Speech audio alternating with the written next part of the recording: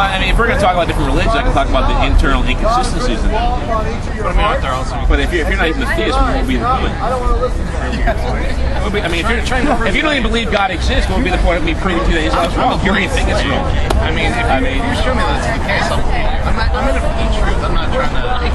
I'm not saying you are. I'm just saying, unless you're already convinced that God does exist, what would be the point of me proving to you that one God is better than another? No, I think that the question is, how do you account for your theistic worldview? Why do you, for example, believe in the supernatural when it comes to I've already said why I believe in the supernatural, the possibility of the contrary. But when it comes to comparing different religions, if Islam is going to claim that Allah is perfect and he can't make any mistakes, and the Quran is his word, now we can do an internal critique of the Quran and Islam and see if it really is perfect. Islam itself claims that Jesus is the prophet of Islam. In Islam, prophets can't lie, otherwise they're disqualified as prophets. Okay? And in the Quran it says, trust the gospel. Do you know like the actual I don't have it memorized, but I've read the Quran. I have it right at home. I have the highlights, so yeah, I do know what he's talking about. Very good. Okay, let me finish with this question. Okay? Okay, so the Quran says, prophet can't lie, Jesus is the prophet, trust the gospel. But yet the gospel says, in John, that Jesus is the Son of God. He's God the Son. Jesus himself claims this. Yet the Quran says Allah has no begotten Son. Deny the Trinity. Damn the Trinity, the Quran says. So now we have a problem. Trust the gospel. The gospel says Jesus is God. Prophets can't lie. Jesus is the prophet. There's no qualifier after that line, trust the gospel. There's no qualifier. No, I've looked at it in context. Yeah, you can look at it for yourself. I don't buy into Islam either. Doesn't the Quran espouse, however, the Islamic interpretation of God? No, it does. Now, this is what this Muslim will say. They'll say, well, if the Gospels say that Jesus claims to be God, that's what it says in the Gospel becomes corrupted. But the problem they have, this is ignorant conjecture with no proof whatsoever, because the Gospels we have, the manuscripts go way back before the 6th century AD when Islam started. So unless they can provide a manuscript that says where Jesus doesn't claim to be God, then they're stuck with their problem. They're just asserting this because it defeats the fact that they claim that Jesus is the prophet and the prophets can't lie. So what does God mean? Define God. Greater being. No, they're not. Is he a higher being? The definition of God kind of changes. A more intelligent being? Like, for example, the Greek gods, they have a different definition of what is a god. I don't think it's the divine omnipotence is probably not one of the. I'm not saying those things. I'm saying God, by definition, by the word itself, must mean some kind of higher being. We're just talking about how our English language is unable to fully reconcile with the Greek and Hebrew, and our English language is unable to fully reconcile the Hinduistic beliefs because we have this definition of God as an omnipotent. Well, then he calls something else then. The definition of God is God is a concept by which we measure our pain. It's not a Beatles song. I've never heard of that before. Must be a Beatles song. I listen to the Beatles today. They're evil too. The Beatles bad to listen to? I really know much about the Beatles, honestly. But I haven't heard much good about it. I used to listen to Metallica. I mean, come on. Did they actually provide anything that's bad? Like, for example, the God that feels a criticism of his Christian side. No, I haven't heard. I don't remember any good lyrics from Metallica.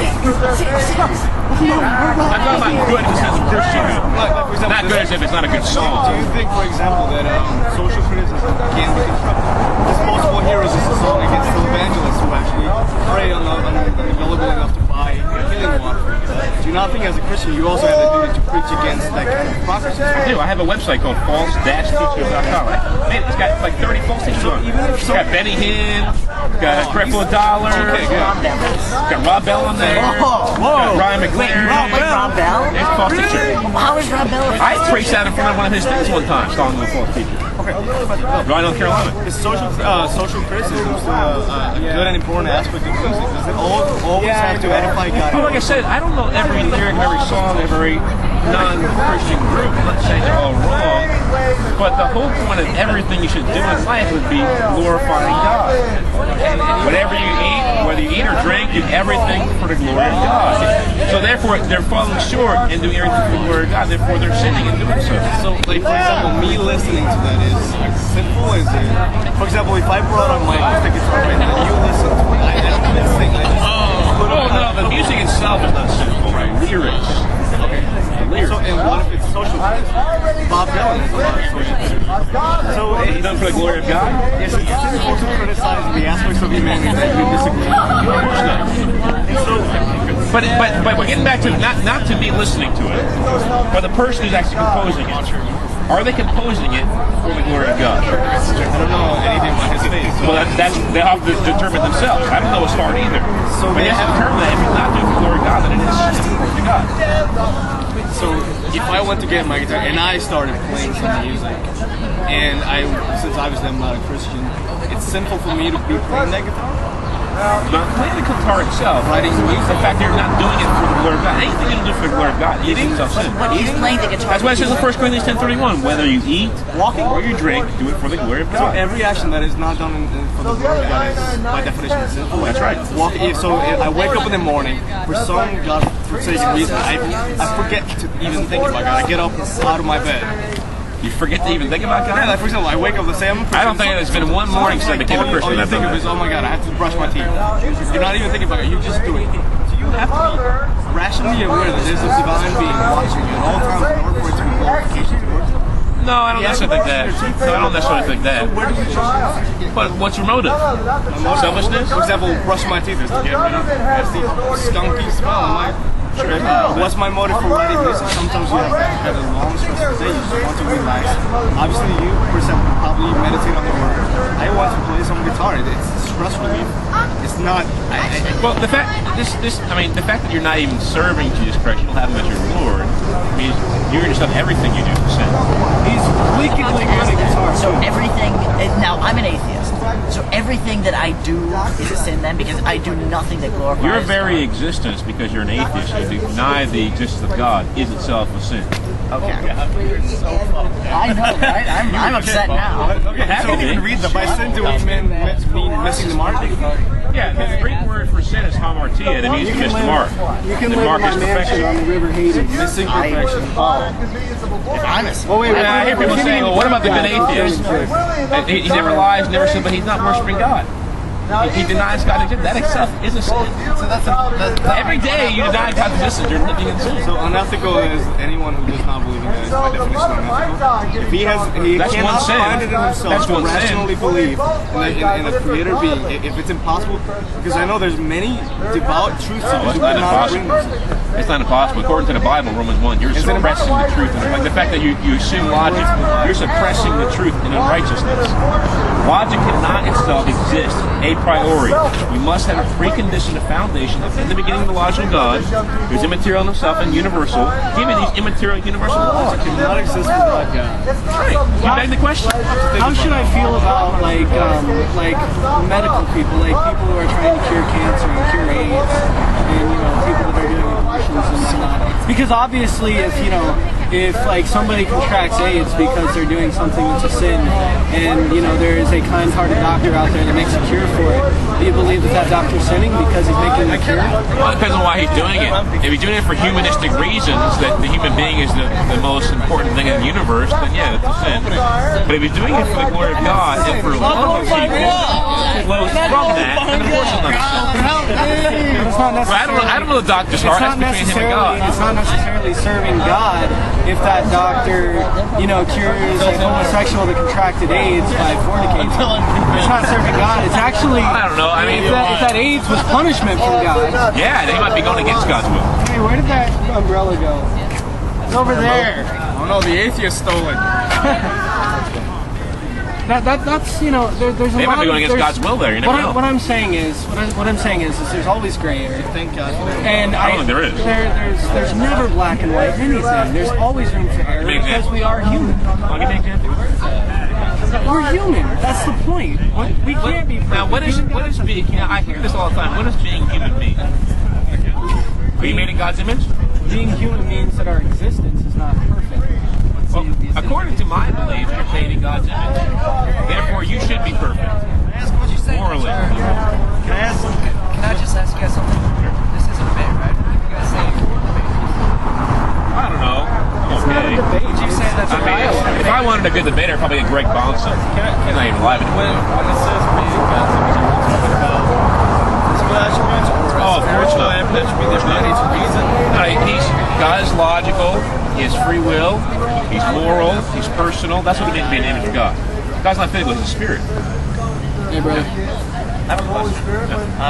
Is God male or female? You mean like biologically? Yeah, I mean, in the He doesn't Bible, have a biology. but it always refers to God as a he, right? Sure. Why would he be referred to as And that's sort of That's what he must be referred to as. Why? Well, I mean, you look at the system that he's created with the father being the head of the household, kind of like a patriarchal society. God likes misogyny. What do you mean by misogyny? Like sort of oppression of women. Then. When did I say that? Well, you said look at the society he's created, and the society he's created is inherently patriarchal. I don't mean the distortion of what he created. I mean what he created. He created man to be the head of the house. That is So are you saying that women are sinners because they rise up and want to have jobs and be equal and vote? Because that's what you're saying. Because if God didn't want that, then women are sinners because they rise up and do these things. Let's put words on mouth anyway. It's Patriarchal society means that different people, the two sexes, have different roles. I mean, women are any less valuable to God. But men are still the head. I mean, look at the military. In the military, you have generals, you have captains, you have privates. If there isn't a order to that society, it'd be disorder. You're at the university. Why could Hold on a second. You're at the university. You have presidents, vice presidents, deans. They all have different roles. Does that mean one of them is less important as a human being, less valuable? To the system, yes, because No, the no, no. They're president, not less valuable. the president is more valuable. That's why A, he makes more money, and B, why he is more I'm talking about value as a human being. value as a human being. Value as a human being. Women and men both have the same value as human beings. They have different roles in society. It's not wrong for a woman to submit to her husband, especially if the husband loves his wife as Christ loved the church and lays his life down for her and serves her. She'll willingly do it. Yeah, what do you mean by submit? You know, that's just stupid. You know, What do you mean by submit? submit just basically means that they're willing to, like for example, you have a boss at your work. The boss tells you something, you do it. You understand authority structure. So it's not a matter of whether the husband is whipping. In fact, if the husband is whipping her, he's in the wrong. The Bible says that the whole foundation for the wife submitting to the husband is that the husband is loving his wife, just as Christ loved the church, lays his life down for her and serves her. So our response in submission is a response to him loving her first. It's something that he's talking about, right? It's just a bad eloquent compliment where in the gospel actually men are commanded to love women more than the women are told to submit. I think it's like it mentions men loving their wives 4 times as much as men.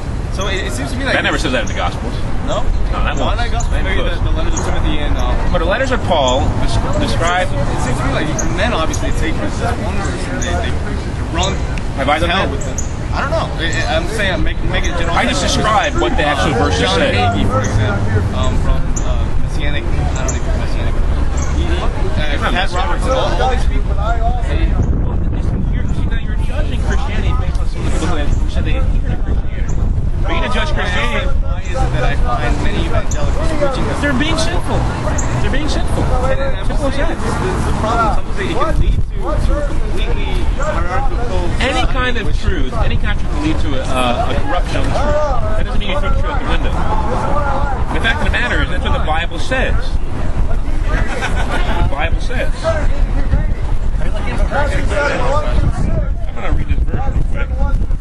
Ephesians chapter 5, verse 25. Husbands, love your wives just as Christ also loved the church and gave himself for her. What's this? And it does also say that women are submitted to their husbands. But it says that first, which is the whole foundation of women submitting to their husbands. What, if you don't mind me asking, what verse you apply this? New King James. Elijah. Yes. Real quick, could I get your name? Kerrigan? How Kerrigan? about I just give you my card? That would actually be excellent, sir.